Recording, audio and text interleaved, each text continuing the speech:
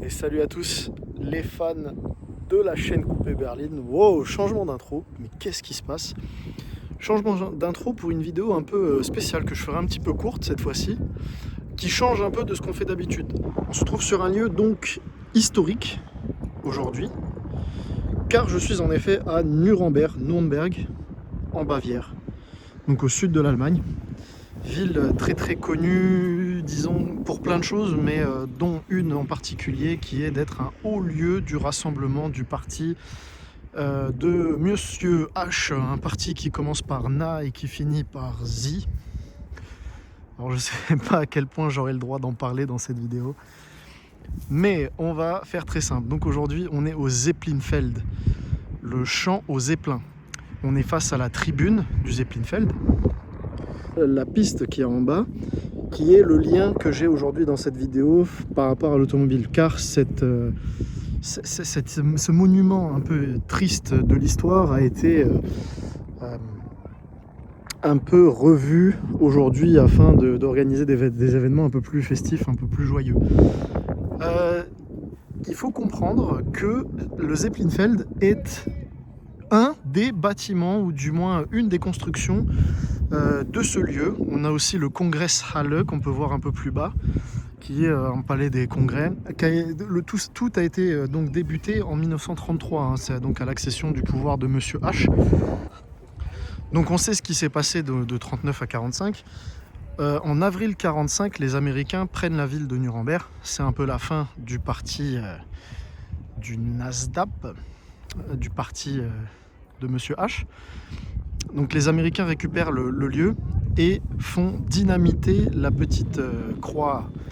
C'est le premier truc qui dynamite et c'est un peu le symbole, c'est devenu le symbole de la fin de ce parti du mal.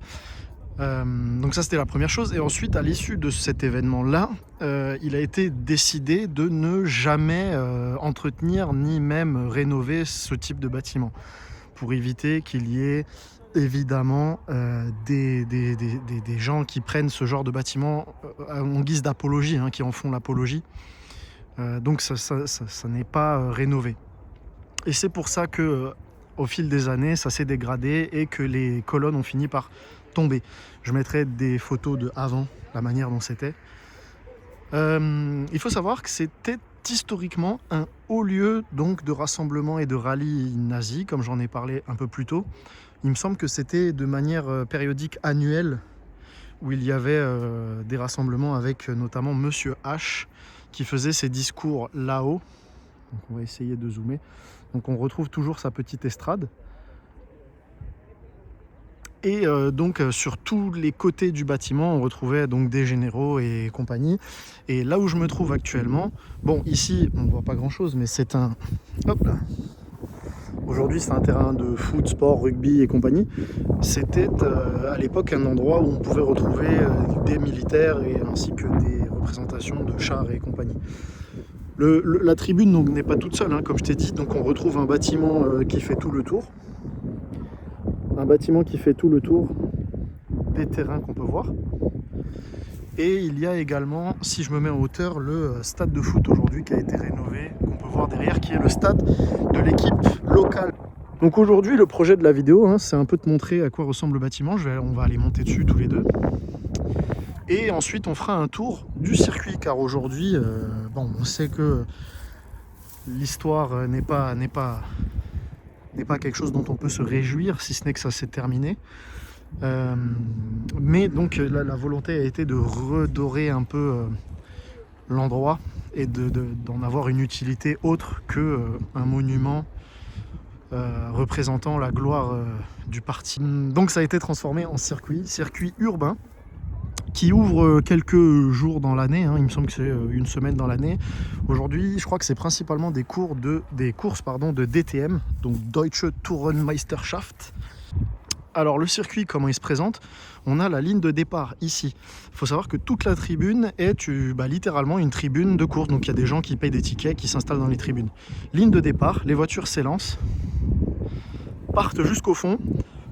Premier virage à gauche, c'est une épingle et elles reviennent par l'autre côté. Ensuite, elle passe par derrière le bâtiment sur lequel je suis, donc on les voit passer là-bas, puis tourner à gauche, direction le mur des... genre de mur des champions, mais je crois que c'est plus un cimetière à rétro. On ira y faire un tour, également à pied. Ensuite, les voitures passent derrière la tribune à fond, font un virage à 180 degrés là-bas, puis reviennent dans la ligne droite. C'est un circuit assez court, hein, et d'ailleurs, pour ceux que ça peut intéresser, on peut le retrouver en mode sur Assetto Corsa. Bon, c'est un circuit qui n'a pas énormément d'intérêt, hormis le fait que c'est un circuit urbain. Et moi, je me trouve actuellement dans la voie des stands. Tout ça, c'est la voie des stands sur lesquels ils mettent des garages, des box, tout simplement.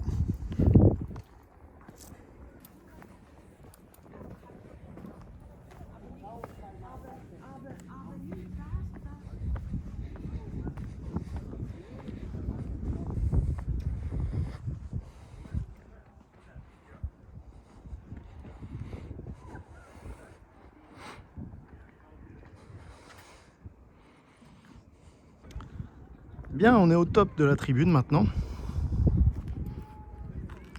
Tu vois, moi j'étais là-bas tout à l'heure pour faire l'intro de la vidéo. Donc comme je t'ai dit, hein, on revoit tout le bâtiment qui encercle la tribune, avec sur la partie plane, donc comme je te disais à l'époque, des rassemblements, si on peut appeler ça comme ça, de militaires et compagnie.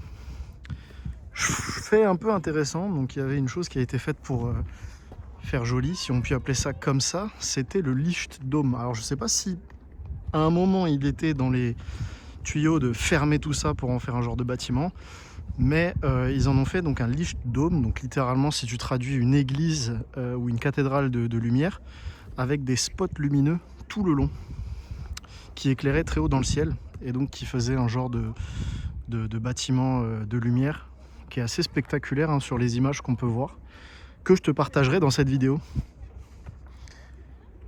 Et alors, je sais pas ce qui se passe. Je t'avoue que je suis pas renseigné. J'ai un peu révisé, mais j'ai pas révisé tant que ça.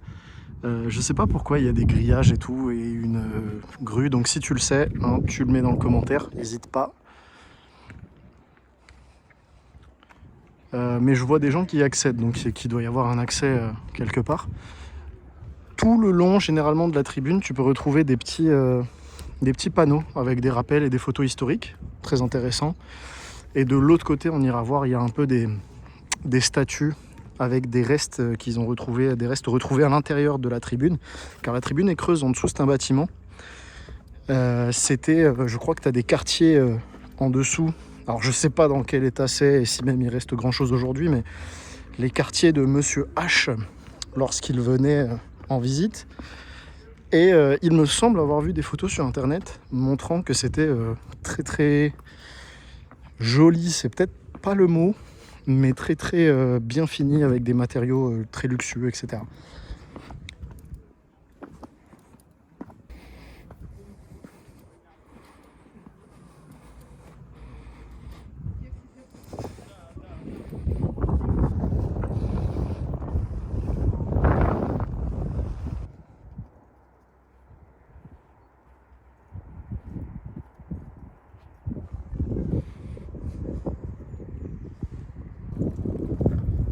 Donc tout au long de l'année, on y retrouve les barrières Aramco, je pense qu'on peut appeler ça comme ça, ainsi que les barrières en béton. Là tu peux voir, hein, je suis vraiment sur la ligne de départ. Après, lorsque vient le moment du GP, je pense que tu dois avoir des grillages supplémentaires tout autour de la piste, afin bien évidemment de la séparer de la circulation classique. En sachant que là, la partie où on est, elle est bloquée à la circulation toute l'année, hein. C'est juste voilà, un endroit pour les enfants pour jouer et compagnie. Au mieux un parking pendant les jours de match. Comme je t'ai dit précédemment, là, on se retrouve dans la voie des stands. Je sais pas si dans la vidéo j'ai précisé, mais le circuit s'appelle le Nürburgring lorsqu'il est en configuration track. Et nous voilà donc à l'arrière de la Stein Tribune, avec ici la petite œuvre d'art dont je te parlais un peu plus tôt. Et donc avec sur notre côté la piste Donc pour rappel, hein, la ligne de départ se situe en face de nous. Les voitures partent à fond, direction l'épingle qui est au fond. Puis reviennent par ici, font un droite, puis gauche par là, avec le mur en béton derrière. Alors il me semble qu'en configuration de course, le mur en béton demeure un mur en béton. Ce qui signifie que les voitures arrivent à balle ici, puis sortent de la trage là-bas et vont caresser le mur avec leur rétro. Et je crois que c'est vraiment arrivé plus d'une fois. Il me semble que le mur porte un nom spécifique, comme le cimetière au rétro ou quelque chose comme ça. Et on poursuit notre petite balade. Tu vois, c'est dimanche, il fait beau, donc je t'emmène avec moi, on se promène sur Nuremberg. Évidemment, hein, parce que évidemment qu'il n'y a pas que ça à voir à Nuremberg, c'est juste que je pense que ça fait un bon parallèle avec l'automobile. Enfin, ça fait une raison d'en parler sur la chaîne du coup. Et là, je m'approche vers l'entrée principale donc de la tribune. Ici, c'est vraiment l'entrée des quartiers de Monsieur H.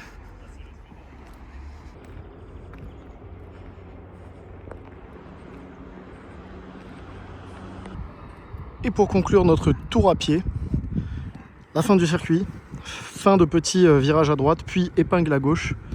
Elles reviennent par le petit lac qu'on a là-bas. Et on se retrouve face à la tribune. Là-bas. Je pense qu'il est temps pour nous de peut-être... Et là, c'est le moment dans la vidéo, frérot, où je m'envoie un tour du Nürburgring. Alors c'est un peu rigolo parce que moi qui suis un grand autiste de l'automobile, je n'avais aucune connaissance de ce circuit avant de m'installer en Allemagne. Donc je pense que c'est un peu intéressant de faire un peu le tour comme ça et de faire parler un peu de ce genre d'événement parce que bon, bah, si ça peut toujours intéresser quelqu'un, les tickets de DTM, c'est vraiment pas très cher, c'est hyper spectaculaire. Et on peut retrouver depuis, je crois, 2-3 ans, c'est des véhicules de la catégorie GT3, catégorie FIA GT3 qui courent. Avec en 2024, le champion, c'était Thomas Preining sur la Manthey.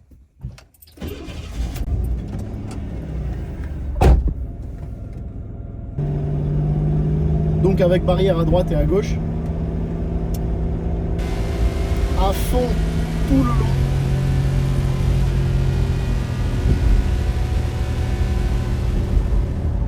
Ça fait toujours drôle de revoir un endroit réel sur un jeu vidéo. Ça m'avait fait pareil avec Monaco à l'époque. Et là, sur ta droite, normalement, tu vas avoir un panneau 50. Tu prends les freins à balle. Et les voitures s'engagent à gauche.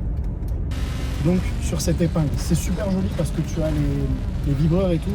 Donc, tu peux faire des photos de fou. Fais gaffe qu'il n'y ait personne à droite.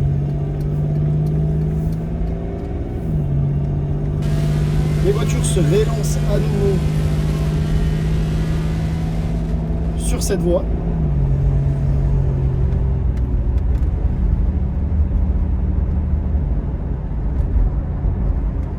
Donc ça sert à rien de prendre à bloc, surtout que c'est très très surveillé et très réglementé car ça a été ici un haut lieu de rassemblement tuning en tout genre.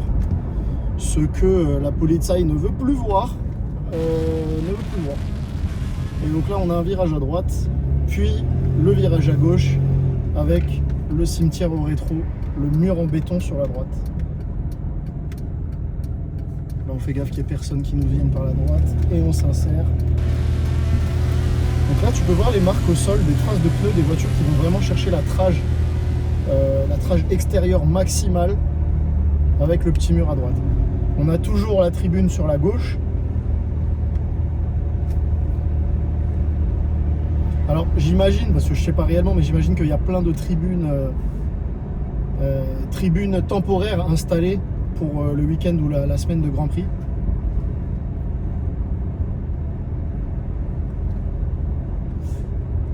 Mais lorsque c'est ouvert au public, c'est simplement une rue quoi, avec des voitures et un parking pour accéder au parc un peu plus bas. Donc là on est toujours sur la piste. Et on va avoir l'épingle à gauche qui va nous ramener sur la ligne des stands, la ligne de départ.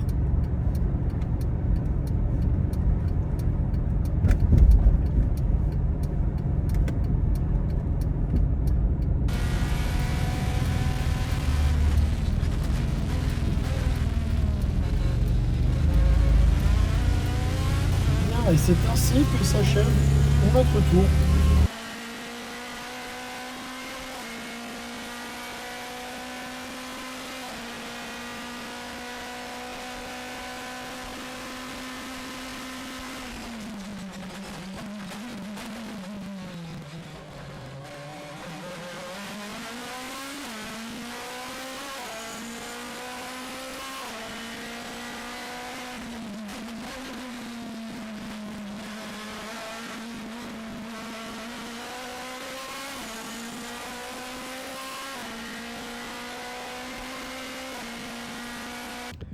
Et c'est ainsi que s'achève cette vidéo, frérot. J'espère qu'elle t'aura plu. C'est très différent de ce qu'on a l'habitude de voir sur la chaîne.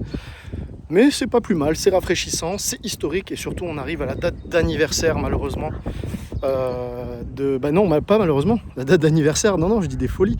La date d'anniversaire de la fin, heureusement. Parce qu'il me semble que la prise de cet endroit par les Américains et donc faire sauter la swastika qu'il y avait tout en haut, c'était fin avril 45, donc on est aux 80 ans de cet événement. Donc j'espère que cette vidéo t'aura plu. On se retrouve nous dans de prochaines aventures, peut-être un petit peu plus classiques pour la prochaine.